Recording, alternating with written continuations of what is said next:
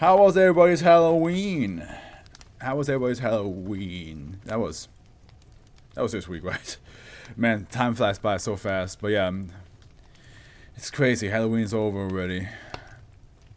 And November is here, and of course, you know what that means. Even before November even hit, Christmas was like already in store. People like, while you were looking at jack-o'-lanterns, Santa Claus was right next door. It's like,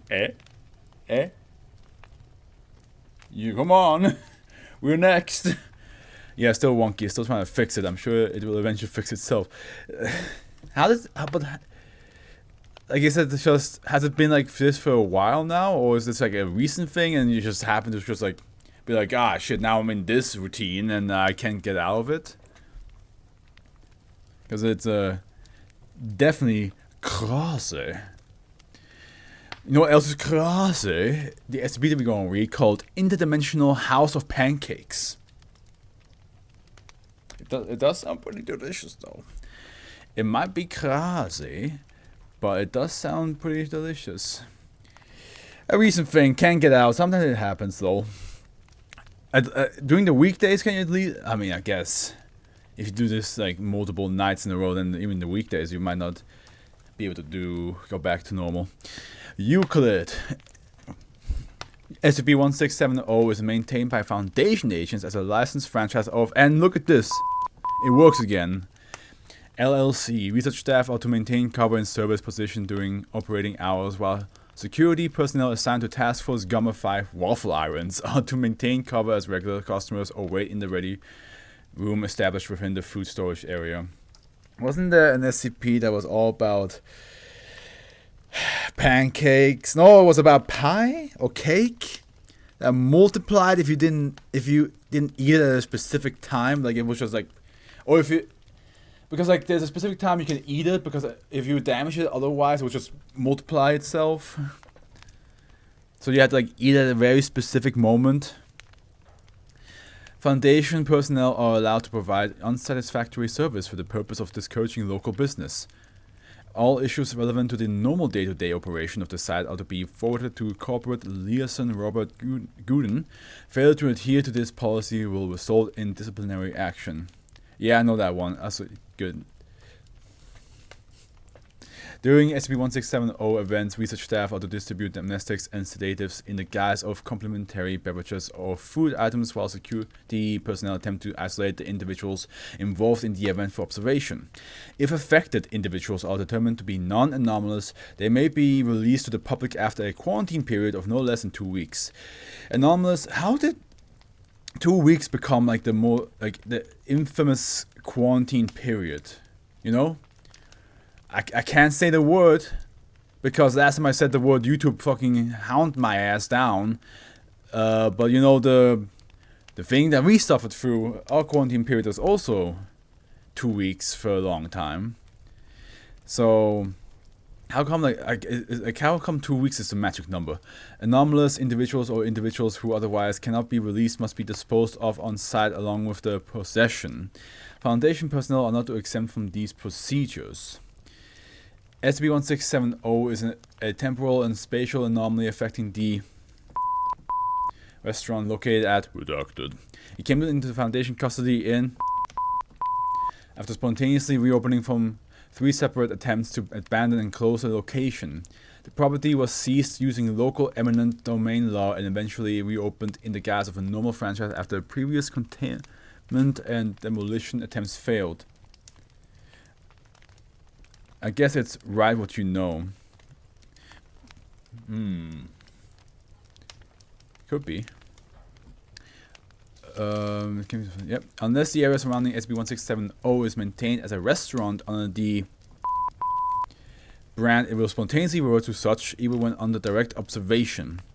Matter displaced by this process has not been recovered. Spontaneous reversion to the state of an open restaurant also include customers and wait staff appearing in the act of serving and eating food. The majority of individuals present after such a reversion have been ordinary members of the local populace who claim to have arrived normally or to have been continuously employed despite the previous state of the location. It's like the opposite of of Patrick from SpongeBob. Like, instead of like, where's my chocolate?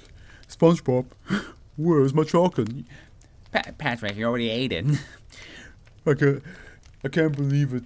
You stole my chocolate and now I'm going to starve. It's kind of, instead of that, it's like, there's nobody here. The chocolate is right there. There's nobody here to eat it. Well, would you look at that? There's a bunch of people there now. Just out of nowhere, people showed up. Fuck Patrick for that. Honestly, yeah. Honestly, in a survival moment where you and your best friend are out trying to, like, you know, survive in the wilderness, and you're just gonna be like, "Hey, man, where's my rations?" And you're like, "You just ate it." Like, you're out there, far away from the city. You should at least have the mind sharp enough to not forget that you've eaten your food. Although I think it's supposed to be like a joke of how, like, you know, the if you're in the wild for a long time, your memory, like, your mind just gets all woozy. So, and it's just a funny idea that, like, Patrick just gets to that state on day one. It's just day one. Patrick's like, you betrayed me. It's like, well, you ate it. There's still chocolate around your lips, Brown. The majority of individuals present after such a reversion have been ordinary members of the local populace who claim to have arrived normally, or to have been continuously employed there despite the previous... I already read that. Why am I reading that again? These reversions to the state of an open restaurant appear to have been contained by simply keeping the restaurant open with Foundation personnel as the staff. While there are still spatial anomalies present at the location, the local populace no longer appears at the location by extraordinary means, and a pattern of poor service keeps most locals away. The majority of customers are now travelers passing by on the nearby highway. Oh, my favorite song is on. I realized one thing, like, how weird must it be for YouTube, for people on YouTube side, to see me, like, sing or dance along to absolute silence, because the way I programmed it, that the song would be automatically taken out once the VOD is out and the recording. Like, sometimes I would be like doing this, and then they just see me just do that to absolute silence. Although they might just think that I should have it in my headphones and not share it to the video itself. So, SCP-1670 events are signaled by electrical anomalies and a strong feeling of paranoia and apprehension among those present, along with minor relocation of objects within the location. Anomalous individuals may appear during these events. These individuals may be duplicates of others who have already extant elsewhere, often within the restaurant itself. These individuals can be isolated by careful observation, although a medical examination may be necessary to determine the origin. Anomalous individuals must not be allowed to leave the location of SCP-1670, as their existence poses a threat to public safety. Yeah, I mean, there's a duplicate, there's a literal clone of you walking around, and if that clone decides to, like, thanks for the pancakes, I'm going home, and next thing you know, they open the door, and you are there like, and they're there by that door, looking at you, and it's like, who are you? No, who are you? And then you have a fucking fight. You have those moments like, I'm the real Afro. No, I'm the real Afro. Then you have to have a friend come over. It's like, has a gun ready. He's like, okay, tell me one thing only the real Afro would know. And then we both say the same thing. It's like, oh shit. Security personnel must locate any duplicate, otherwise anomalous. Otherwise anomalous individuals and detain them for observation until it can be possibly established whether they are native to our reality and can be safely released from custody. While they are rarely visible... Oh wait, let me read what you said. Imagine spending several years doing military training and ending up working at a freaky house of pancakes. Hey, he doesn't know that he's like he is like, even though he's been trained for military, being at that pancake house, he just thinks it's natural. He's like, yeah, of course. Of course. After all those years of drills, of knowing how to handle weapons, of having gone on missions, I always knew I would end up behind the stove making waffles.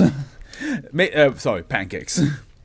While there are rarely visible differences between anomalous and ordinary individuals, post-mortem investigation typically finds severe internal abnormalities in toxic substances, including but not limited to extra or missing internal organs, external sensory organs located within the body, orifices filled with toxic or reactive gases, broken glass filling the stomach or lungs, human remains in the stomach,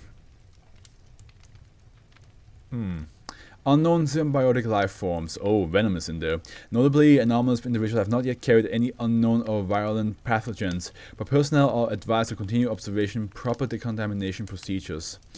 The possession of anomalous individuals should not be retained for further study as per Extra-Dimensional Protocol 53 regarding conservation of mass and energy. All extra-dimensional matter must be disposed of on site.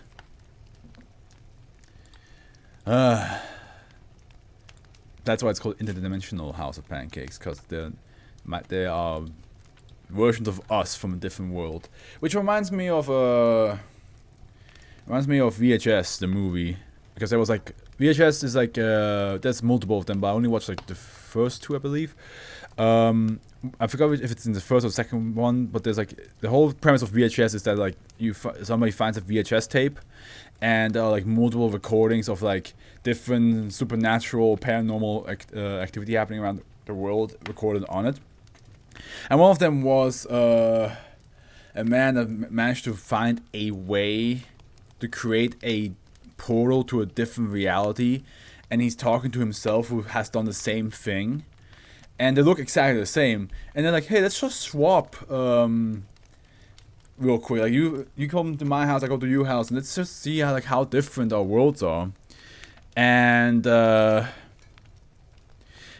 the guy that we originally see, he finds out that the world that his duplicate is from a bunch of sex-hungry people, but the thing is, the sex organs are also monsters.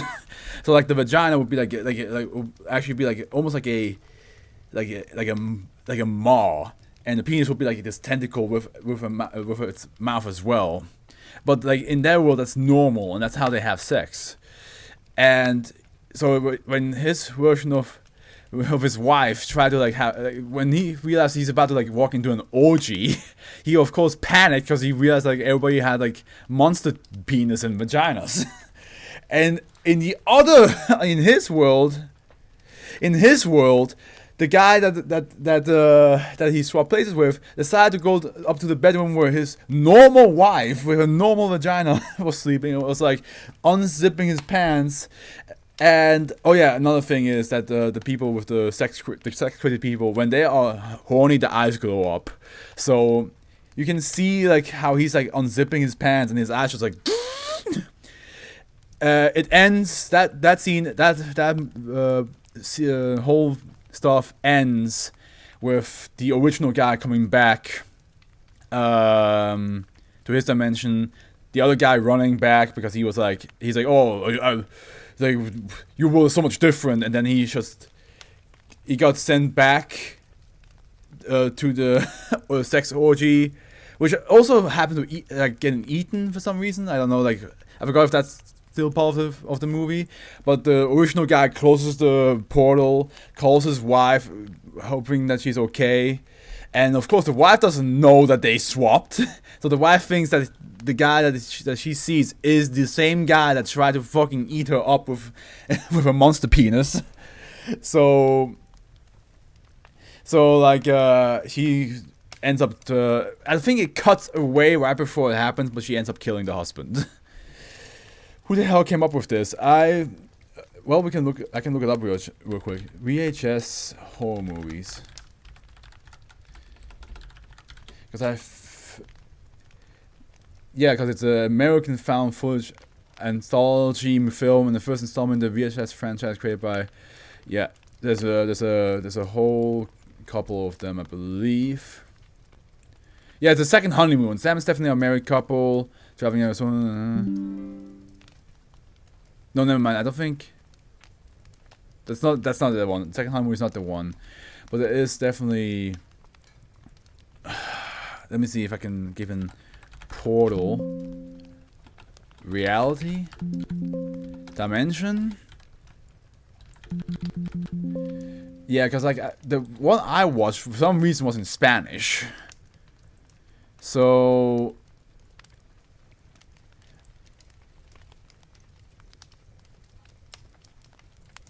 I don't know which one it was I watched. But there is 1, 2, 3, 4, 5, 6. There's six movies right now. There's some spin-off series movies, and there's a 7th movie already in the works. So yeah, but yeah, no, I watched that. That was that shit was crazy.